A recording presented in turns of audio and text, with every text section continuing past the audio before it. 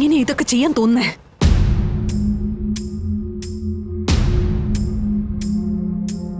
അവിടെ പൂജിച്ചു വെച്ച മാല എന്റെ കഴുത്തിൽ അഗ്നിസാക്ഷിയായി കെട്ടാനാണ് ഭാവമെങ്കിൽ ശാലിനി അവിടെ മരിച്ചു വീഴും.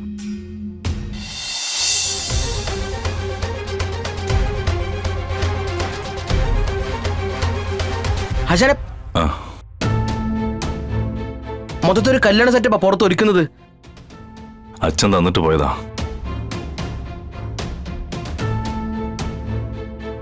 ഇതിട്ടോണ്ട് വേണം അങ്ങോട്ട് ചെല്ലാനെന്ന്.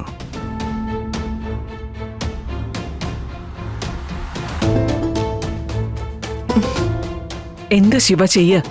ഇതെങ്ങനെയൊന്നും മുടക്കുക? ഒരൊറ്റ വഴിയേ ഉള്ളൂ, എങ്ങനെയെങ്കിലും ഇവിടുന്ന് മുങ്ങുക. അതിന് രാവിലെ മുതൽ ശ്രമിച്ചതാണല്ലോ. രാഘവ സാറിനെ കണ്ണ് വെട്ടിച്ച് പോകാനും നോക്കിയതാ. ഇത് നടന്നില്ലെങ്കിൽ രാഘവ സാറ് ആ നിമിഷം ഈ വീട് വിട്ട് ഇറങ്ങുന്നല്ലേ പറഞ്ഞിരിക്കുന്നേ. ചിലപ്പോ ചത്ത് വരെ കളയും. കമല, അല്ല അങ്ങനെയല്ലേ പറയുന്നേ.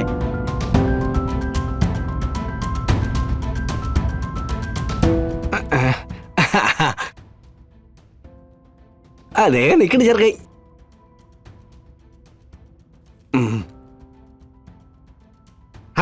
ഹായ്, ഞങ്ങൾ എത്തിയിട്ടുണ്ട്. അല്ല ചെക്ക ഇതുവരെ വേഷം അറിയില്ലേ? ഗുരു, ചെക്കനല്ല. ആയിക്കോട്ടെ, അഭിനയമാണ്. ഒരു ഷോർട്ട് ഫിലിം ചെയ്യുകയാണെന്ന ലാഘവത്തോടു കൂടി ആ ഡ്രസ്സൊക്കെ എടുത്തിട്ട് നിങ്ങൾ വന്നേ. എന്താ അല്ലെങ്കിൽ വേണ്ട, എല്ലാവരും കൂടെ ഒരു ഗ്രൂപ്പ് ഫോട്ടോ എടുക്കാം.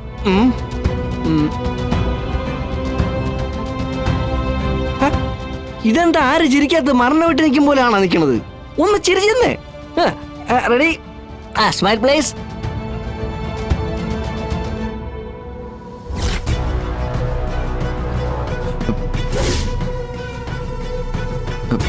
ഗുരു, കൈ ചുരുട്ടെന്ന് നോക്ക്, ഇപ്പൊ ഇടി കിട്ടും.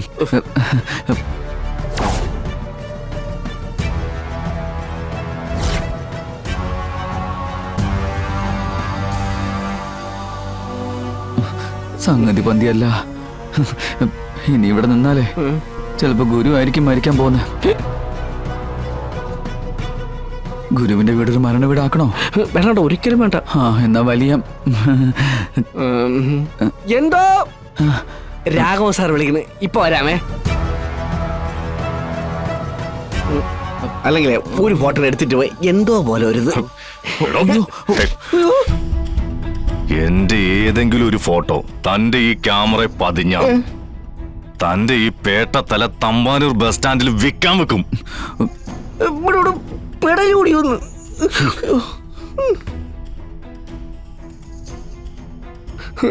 നിനക്ക് ഫോട്ടോ എടുക്കാൻ അറിയാടാ? എനിക്ക് എന്തെങ്കിലും പറ്റിപ്പോയല്ലോ, വർക്ക് മുടങ്ങരുതല്ലോ. കുട്ടി നോക്കി നിൽക്കാതെ പിടിച്ചോണ്ട് പോടാ. ഓ ഗുരു, നടക്ക്, പോ അങ്ങോട്ട്. ജീവൻ കിട്ടിയത് ഭാഗ്യം. ഇടി വാങ്ങണ്ട വെറുതെ, പെട്ടെന്ന് ഇറങ്ങങ്ങോട്ട്. പോടായിരുന്നു.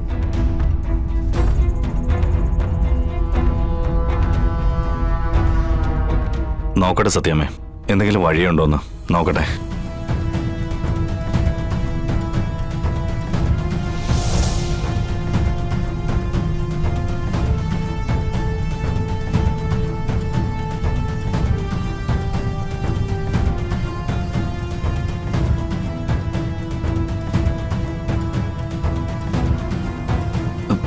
എടുക്ക്. തിരുമേനി, അവര് വിളിക്കാൻ സമയമെങ്കിൽ പറയണം കേട്ടോ. ആ, വിളിച്ചോളൂ. ആ അതെ, വിഷ്ണുവിനോട് ശാലിനിയോടെ റെഡിയായിട്ട് വരാൻ പറ. മുഹൂർത്തം തെറ്റണ്ട. ആ ഈശ്വര, ഞാൻ തന്നെ ചെന്ന് പറയണോ? നോക്കിയിരിക്കാതെ പോയി വിളിച്ചോളൂ അവരെ.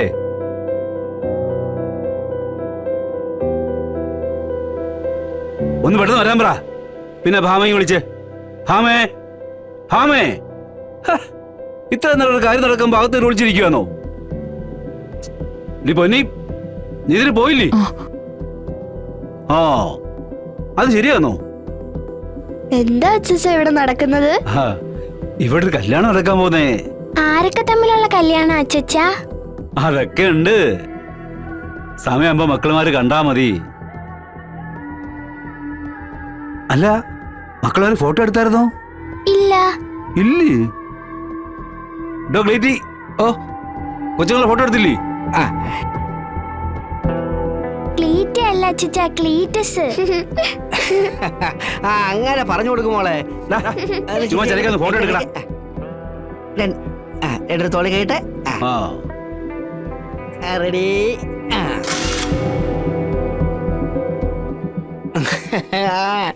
ഫസ്റ്റ് ആ അമ്മാവാ, ഇനി അമ്മ ഒരു ഫോട്ടോ എടുക്കട്ടെ. ഒന്ന് ചിരിച്ചേ. അയ്യോ അമ്മാവ അങ്ങനെയല്ല, അതാ ഇങ്ങനെ ഇങ്ങനെ ഒന്ന് പറഞ്ഞു വിട. ആ ചിരിക്കങ്ങോട്ട്. ആ അത് മതി, അത് മതി. അങ്ങനെ റെഡി റെഡി റെഡി.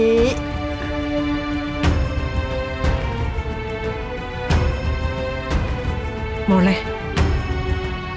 മാല ഇടാതിരിക്കാൻ നമുക്ക് എന്തെങ്കിലും ഒരു വഴി നോക്കാം. തൽക്കാലം ഈ ചടങ്ങ് നടക്കുന്ന സ്ഥലത്ത് വന്ന് ഒന്ന് നിൽക്കെങ്കിലും ചെയ്യേ. അതിനെനിക്ക് സാധിക്കില്ല. എന്റെ മനസ്സെന്താ നിങ്ങൾ ആരും കാണാത്തെ? മോളെ, നിന്റെ മനസ്സിനെ വേദനിപ്പിക്കുന്ന രീതിയിൽ അവിടെ ഒന്നും സംഭവിക്കില്ല. അത് ഞാൻ ഉറപ്പു തരാം. പോരെ? പിന്നെ എല്ലാ കാര്യങ്ങളും എല്ലാവർക്കും അറിയാലോ. ഈ കഥയറിയാതെ ആട്ടം ആടുന്നത് രാഘവേട്ടൻ മാത്രം. മോള് താഴേക്കൊന്നും വാ. ഇനിയും വന്നില്ലെങ്കിൽ രാഘവേട്ടൻ ബഹളം വെച്ച് ഇങ്ങോട്ടേക്ക് കയറി വരും. അത് പിന്നെ നമ്മളെ കൊണ്ട് നിയന്ത്രിക്കാനും പറ്റില്ല.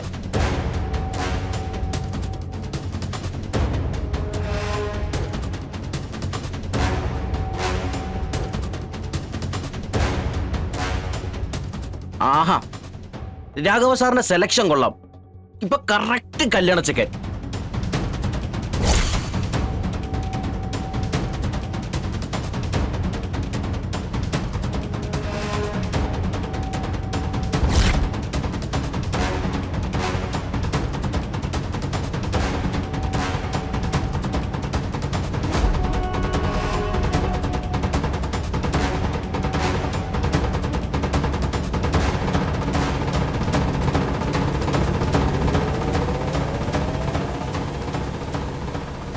നിങ്ങക്ക് എങ്ങനെ ഇതൊക്കെ ചെയ്യാൻ തോന്നേ?